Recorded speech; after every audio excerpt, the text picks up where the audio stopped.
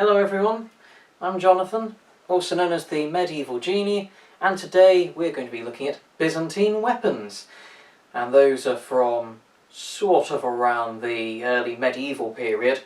It was just another viewer request, so that's a second wish granted in a row now. And this sort of got in my hands is none of the particular designs, it's one of the swords that I've made myself, and it is the closest I've got to anything resembling a Sparthian, which seemed fitting. In fact, this is kind of inspired by the designs of the Sparta and Sparthian, although more like the former than the latter. I'll go more into that later. You know, as a double-edged, straight-bladed, ridged sword, which seemed fitting for the sorts of actions that will be happening today. So, in regards to those sorts of swords, it was interesting actually, because I got asked about them. I didn't really know much about them until I started researching into them very recently, in the past week or so. So the person who made the wish had asked for me to look into them, and I thought, oh yes, let's have a look. And I had quite a surprise when I looked them up, because I was playing a video game called Mount & Blade Bannerlord. And I was just, you know, there were different factions, and they're kind of like your pseudo-equivalents of different cultures, sort of mishmashed between different time periods. But hey, it's a fantasy world with fantasy cultures, so if there's kind of someone from a bit earlier, a bit later, bits of the world that didn't interact as much, nobody cares, because it's a fantasy game, and, you know, it's just a sort of aesthetic design, but using, interestingly, real life examples to try and create it. So it's not like the Elder Scrolls and it's, you know, all completely fantasial and trying to reinvent the wheel. It's kind of inspired by history and then combines it. So you're wondering why I've suddenly gone off on this tangent.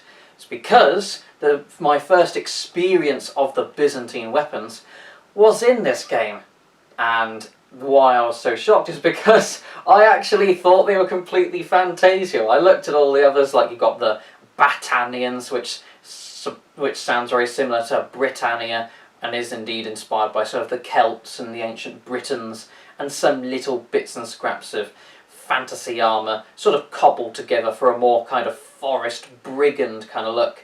And you've got others, like sort of Nordic looking people who look a bit like the I'm thinking of Khajiits, but that's the fantasy version. But your sort of steppe bandits and, you know, other bits and pieces together.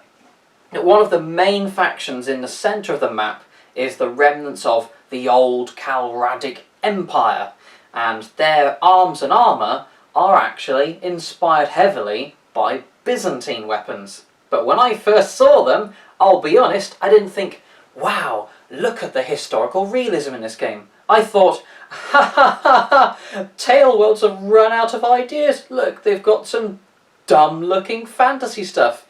And then I was asked to look up Byzantine weapons and went, oh, so that two-bitted Conan the Barbarian looking axe is actually a Tuscurian, or I've probably pronounced that one wrong. But they did use some of the real life names like the Paramirian, the Sparthian, and those sorts of things. And yes, it starts to give an idea of my perspective on them, that they do look silly, very silly. The maces, when you look at Byzantine maces, they are quite decent looking. They tend to be quite long handled, and then you have a concentrated bar of iron on there. Unlike later medieval weapons, they're less like flanged maces where there are distinct protrusions, or things like the Morning Star with spikes coming out of every angle. They're more like certain earlier or perhaps Eastern style maces, which tend to be more of just a concentrated ball, less broad. It's got the same weight as a flanged mace, but rather than it sort of protruding out in little triangular kind of almost like blades or spikes, just arranged, you know, whole circle all the way around, so no matter what angle you're hitting, it's like a 360-degree axe. It's more like just one solid lump and a little bit of texturing and detailing on them. You know, sometimes a bit of texturing, maybe closer to a sort of a hexagonal shape, or maybe something like having sort of spiraling and twisting kind of effects. So I mean, of course, they're quite aesthetically pleasing, you know, to see those sorts of pretty designs, but also because there are bumps and uneven surfaces, it means that rather than a ball which might deflect off a target and also has quite a large surface area potentially hitting on the target, it actually, those imperfections, you could say, in the circular surface actually mean that the force is going to get concentrated. So instead of, it's like my knuckles on my hand, for example.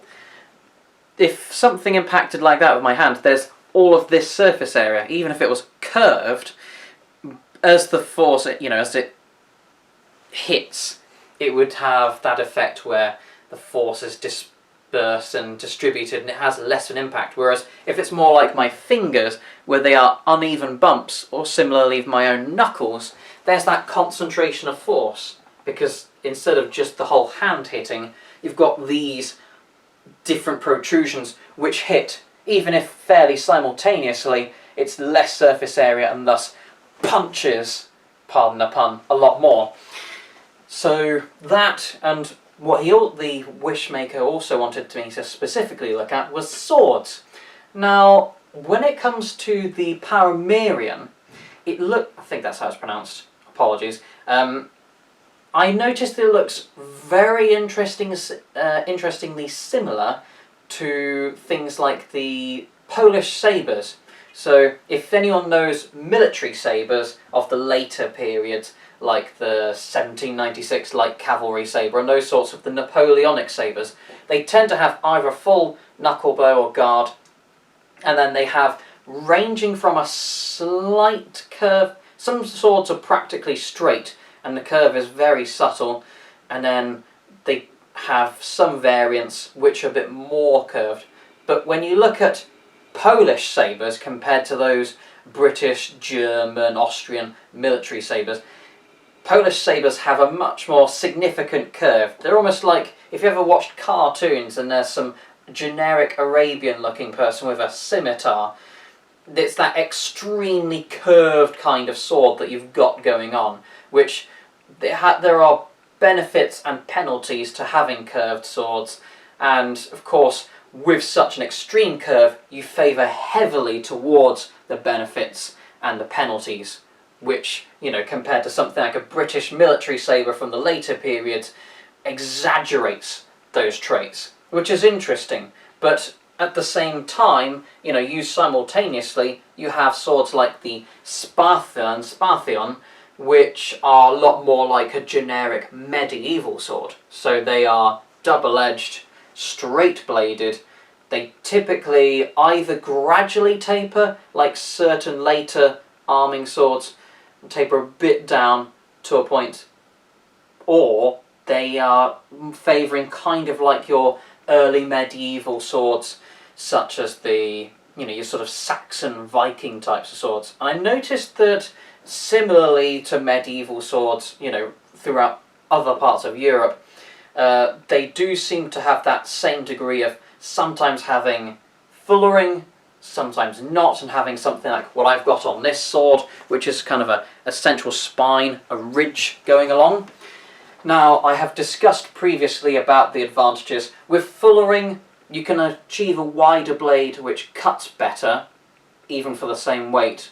And it's a bizarre thing, I've yet to understand, precisely why. Might be aerodynamics or something, but the same weight spread out into a wider blade cuts better. So having fullering in the middle and taking that weight out, sort of with the grooves, it means that for the same width you can lighten the sword again. So it's an efficient way to have, let's say you want the sword to be 2 pounds in weight. If you have it bigger, it's going to be too heavy. But if you narrow it, it doesn't cut as good. So you compromise, you make it wider, but you grind out a load of weight in the middle, away from the cutting edges. And those allow for a nice lightweight but very choppy, cutting blade. And the narrower blades tend to have ridges, and that spine tends to act a bit like girders, you know, the steel I-beams, in that you've got, for the same weight, having that thick part just, you know, on the beams, obviously they're on the edges, but in a sword, because of the cutting edges, that effect happens in the very centre instead, and that makes it stiffer so that when you thrust or cut, it's less likely to bend. Not very safe for training swords, but brilliant for making deadly swords to puncture through targets, including things like padded armour or sometimes mail armour. Things like you see in the same time period of the Byzantines, like the scale armour and lamellar armour, I reckon that you couldn't realistically take that on with a sword unless you were deliberately, say, going underneath scales to puncture past them, rather than directly trying to destroy them.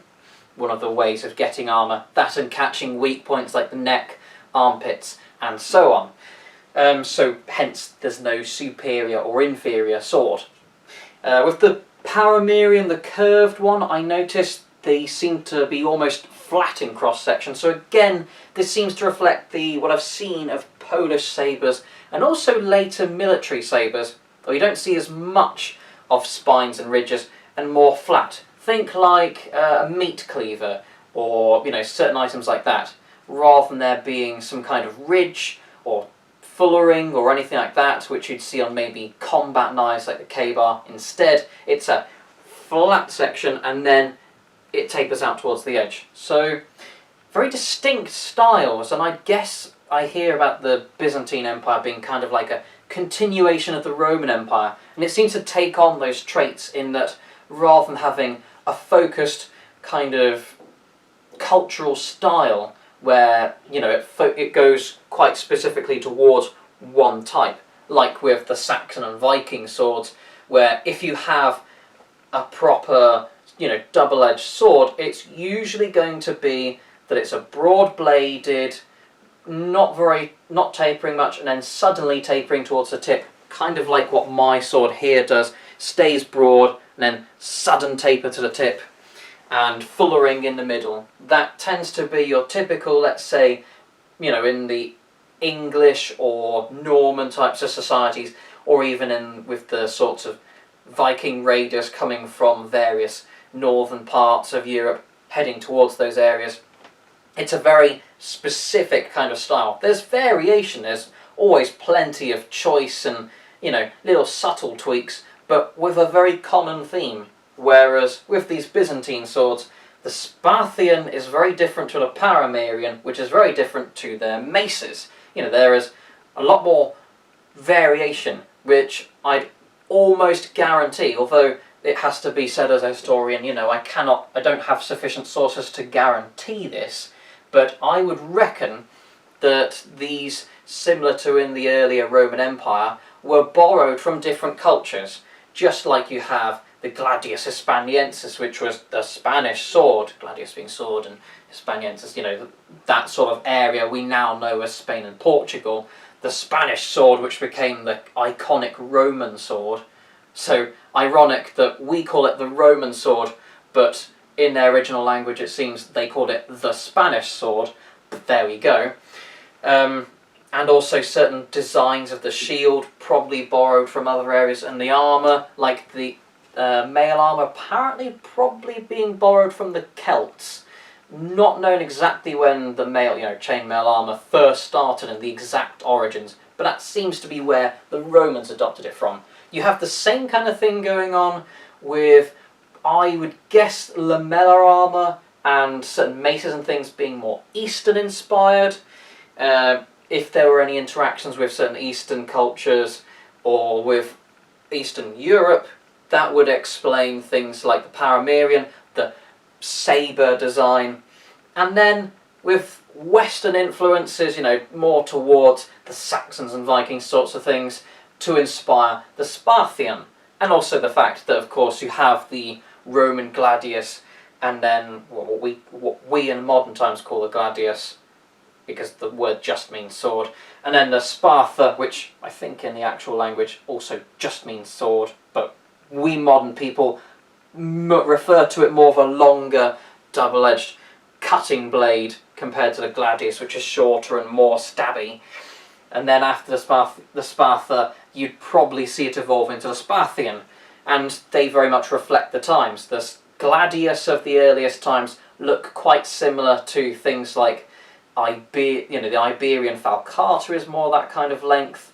The Celtic double-edged, more similar looking sorts of swords, the Bronze Age, look a lot like the gladius. And then as it moves on to the migration area, you've got the swords dotted around Europe, which look like the Spartha. So it goes to reason that the continuation of the Roman Empire then has its Sparthian, inspired by the nearby swords of that time period. So that would explain a lot. And it certainly allows for a good range of styles. Quite possibly would have meant that, unlike in other parts of Europe, maybe they would have had a more diverse range of styles in terms of techniques and martial arts. But again, this is very much conjecture. The earliest sources for actual sword fighting that I know of are what we know as the sort of I-33, which is actually a library reference, which is for a style which is from around the 1200s or 1300s, if I remember rightly. And that manuscript that's been translated and been distributed all around for people like myself and yourself to enjoy. You can check that out on Wikten Hour, for example. Those sorts of styles are later sort of medieval styles, and that specific manuscript covers sword and buckler, which is different because with some shields, if you look at, for example, Rotella, and some suggestions on the trying to remember the column's name. It'll probably come to me after I've made the video, typical. But there was Trajan's column. You've got sort of pictures which show typically Roman people from earlier periods using larger shields quite close to their body, either planted in the ground or sort of up braced against the breast, and then of course use the sword rather from behind it, and that kind of style. Whereas the I-33 buckler is more like medieval sword and buckler, where with that smaller shield you haven't got as much defence. So to create that cone of defence covering you, instead of having a large shield which covers you almost from head to toe, and you need very slight adjustments, and it's quite a heavy shield, so you move it minimalistically and it acts almost as armour, covering you, and you can hide behind it and then angle your attacks and defences around that large bulky shield. Sword and buckler very much relies on you put the shield almost like a punch in front of you. I've never seen much, if any, showing such small shields used close to the chest. So it's a completely different style, and hence, although we've got early-ish medieval sources for sword fighting, they're not really reliable for us to know how, completely reliable for us to know how people fought with things like the Paramarian and the Sparthian. We just have to look at these treatises from later medieval times and things like military sabre from the 1800s and think, okay, this is how swords realistically can be used, and try to figure out how these earlier swords were used, guessing based and extrapolating from that. So it's very unreliable and very sort of maybe-ish guess. But in terms of how something like a Sparthian or a Paramarian would be used, I would reckon that similar to with later medieval stuff, you'd be looking at styles where if the sword is on its own, the sword would usually start out of, not in front but behind you, such as Fiore's window guard, which is used two-handed or one-handed. Things like the Posta Falcone, which is this Italian one, which is above the head, also called Vom Tag in German, which either means from the day or from morning or something like that, or roof, depending on the translations. But there's high styles like that. Also stuff like Fiore's long tail, which is like that. And you'll notice in all of these styles, whether I'm on my right or on my left, whether I'm above or whether I'm below, this one's another long tail, because you can have it on the non-dominant side or on the dominant side.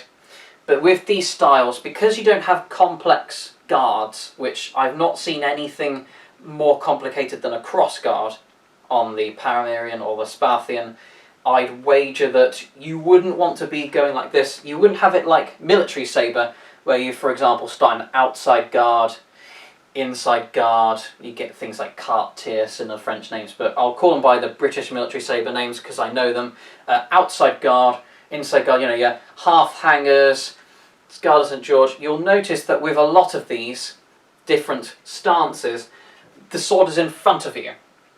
And it's interesting because with some Polish sabre, it can extend, it seems to extend a little bit into that kind of thing. I don't know why. It seems to be a thing with sabres, and they do use it forward even though you haven't got the advanced hand protection. So maybe it could have been done with things like the Paramarian, but I highly doubt it. You can potentially use something like a military sabre style, with the hands extended forward, if you're wearing full armour. But at that point it becomes a bit redundant. The reason you have the sword in front of you is because it blocks easier. If I'm something like this and someone attacks, I have to do something to stop myself getting hit. If I'm in something like military sabre and I'm in an inside guard, someone could attack from their right, which is my left, and oh look, it's already parried, I don't have to move. Or if they're attacking, say, my right, their left, slight adjustment. That's why military sabre does that. But with something like a Paramarian, if you're doing that, if you're up against an opponent like me who loves hand carving, I'm seeing exposed wrist, forearm, palm of the hand, fingers. Anything past the cross guard is open game. So you're basically presenting a target and you're going to get cut or stabbed. It's not a good idea. Whereas if you have if you're using that style with armour, it kind of becomes redundant because armoured fighting, you're either in a situation where you're unarmoured and you're vulnerable, in which case don't put targets forward and don't get hit, or you've got armour, in which case you don't care about being hit as long as it's not in the weak points. And that's why if you look at later medieval armoured combat, there's almost a complete ignorance of certain hits. It's like, for example, you can get into this sort of version of an Fiore's Iron Door, where you're basically grabbing the sword already in this sort of half-swording. I don't know when half-swording was first discovered, but it's at least around since I've seen it in Mesa, which would be from early to high medieval, maybe up to 1300s or something. Again, we don't have earlier sources, so we don't know when people realised they could grab the sword halfway up and stab someone, or use it to manipulate in a joint's throw and cut, or whatever you want to do. So again, there's a lot of conjecture involved, but whether they knew about half-swording techniques or whether they didn't, and it would maybe happen once or twice by accident as an instinctive way of fighting, since that's where techniques come from. People try stuff and it happens to work. I would wager that you're not really going to need this sort of military sabre kind of style, because you're either lightly armoured and you don't want to be hit, or you're heavily armoured, in which case you don't care about being hit. You're just going to smash the crap out of someone, or cut or thrust around weak points and all of those sorts of things. It is a shame that we don't have any treatises about how people like the Byzantines or the Saxons did their fighting, but that's how it is. So I talked a lot about the styles and things. In terms of things like the Sparthian, I've noticed that there seems to be quite a tendency for them to be a bit more narrow-bladed.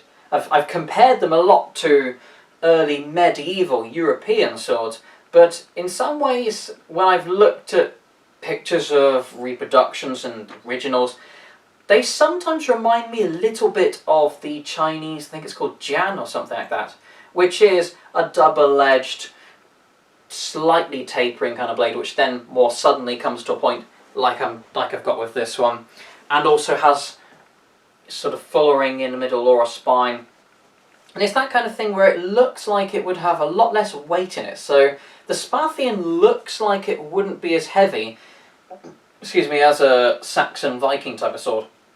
We're not talking about huge differences like with those other Europeans using swords that are just iron clubs with sharp edges and clumsily flailing all over the place.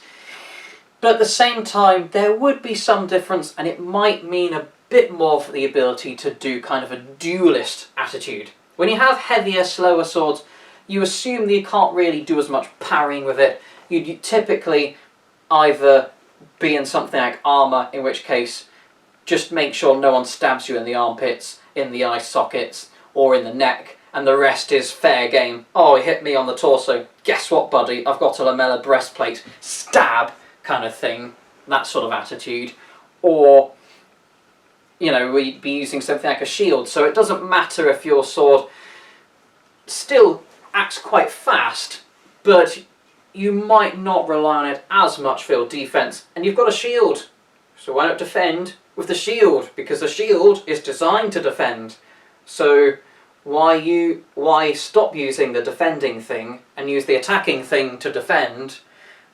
I mean, there are certain instances where it can work, I should caveat that, like parry with the sword, hit with a shield, and then exchange around with a thrust or other such things. Real life is more complicated than this attacks, the shield defends sort of thing. But with something like a Sparthian, doing that change around and maybe having a sword that sort of duels, it parries, ripostes, and does those actions quickly could be more feasible with something like a Sparthian. But at the same time, I have seen certain designs of the Sparthian which are very distinct from your typical Saxon Viking types of swords, in that they have upturned quillons, sometimes so much so that they basically wrap around the blade. And that's very interesting because the whole point, well, there are multiple reasons why the crossguard could have come out. It could well have been to stop your hand from sliding up the blade and cutting yourself when you stab, but it also could potentially be for a little bit of hand protection for that occasional moment where maybe something gets past the shield. You know, that kind of thing. And also you see exaggerations of the crossguard and evolving into complex hilts later in the medieval period as armour gets better and people are using shields less, and also off the battlefield when people are using swords for self-defence more. Since in the earlier periods you're talking about swords being more expensive, and the fact that they are more status symbols, you wouldn't be as frequently caught with a sword. Whereas when you look at the later medieval period, you could just be, say, a travelling merchant and have your sword by your side just in case a bandit or someone tries to attack you, just for that sense of security, in the same way as modern day Americans open carry pistols and things. That same idea of having a sidearm just in case you're in a tight spot.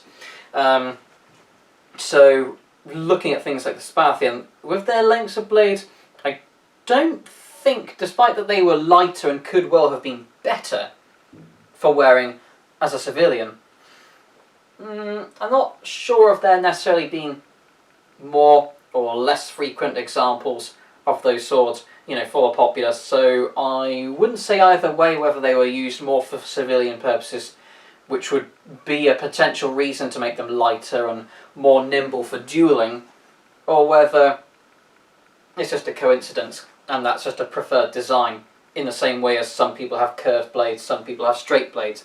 There's no superiority or inferiority, it's a personal choice and a change in styles. But I would lean towards it not being a civilian thing personally. Again, there's conjecture involved there, and it's not a guaranteed historically accurate thing. I'm even failing at my own grammar. But when you've got crossguards that don't even cover around the hands and they start to come upwards and even wrap around the sword, they lose their effect. You know, you can stop you from sliding your hand up on a stab, but they no longer serve functionally to protect your hands. So if you were using it unarmoured on the streets for a duel, I would definitely want straight out and longer crossguards to make sure that I could get at least some degree of safety for my hands. So I guess that despite them looking like they were lighter, they were almost certainly still used for military purposes rather than civilian self-defense purposes. But, you know, real life doesn't exclude the possibility of someone having a military sword, keeping it on themselves even in a civilian context, particularly depending on, you know, what the law is like around carrying and using weapons. Just like how in Britain you couldn't carry a pistol around and you'd be arrested, in somewhere like the United States it's fair game. You know, different circumstances that crop up. And unfortunately we don't really, as far as I know, there's not much information on that kind of stuff. You know, how laws were regarding the carrying and using of weapons, even though it can have a significant impact on society. But yeah, that's my little rant. Long story short, I think that some of these Sparthians and Paramirians and things look like fantasy weapons. And I've realised I still haven't said it, but some of those hilts with the little bit, I don't even want to call it, a little block that goes part way up. You've got maybe a cross guard, and then there's a section of metal which is just there as a plate. And I've sometimes looked at it, and you know, on things like Mountain Blade Bannerlord or the real life examples, and I'm sat there thinking, what idiot put an ashtray on a sword hilt? Come on. So yeah, they're great swords, but I don't like them. If I was in that time period, I'd want something like an Anglo-Saxon, you know, proper sword. I say proper from my biased perspective, but you know what I mean. Broad-bladed, fullering, cut and thrust, but leaning towards the cut. Good old crossguard, pommel large enough you can smash someone's face in with it, and just a lovely aesthetic design, as opposed to a blade with an ashtray. So that's my opinion. I hope you maybe gleaned some sort of information from this, and I'll see you next time. Ta-ra.